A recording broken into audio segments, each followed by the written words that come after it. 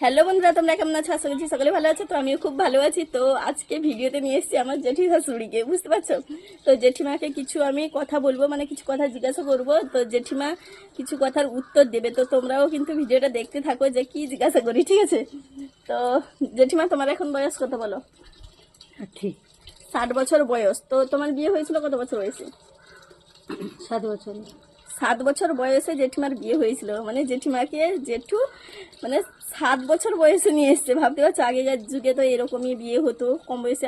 আমার নিজের ঠাকুমাও নাকি 9 বছর বয়সে বিয়ে হয়। তো আগে তো এরকম বিয়ে হতো। তো জেঠিমার হচ্ছে 4জন ছেলে 4জন মেয়ে। তো এখনো কিন্তু জেঠিমা স্ট্রং আছে। কি বলো তো, আমরা যখন এই বয়সে যাব না তখন মনে হয় টিকবো না। এখন যা মানে একটা গাছ লাগাতে গেলেও এত সার প্রয়োগ করা হচ্ছে।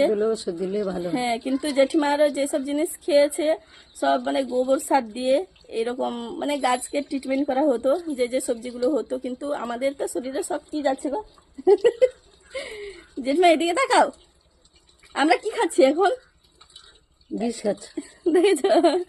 তো জেঠিমা এখনো কিন্তু স্ট্রং আছে, এই বয়সে এসেও এখনো কিন্তু কাঠ কাটতে পারে, ভাবতে পারছো? তো যাই হোক, জেঠিমাকে আমার কেমন লাগলো তোমাদের অবশ্যই কমেন্ট করে জানাবে। আর ভালো লাগলে একটা লাইক দিয়ে দেবে, ঠিক আছে?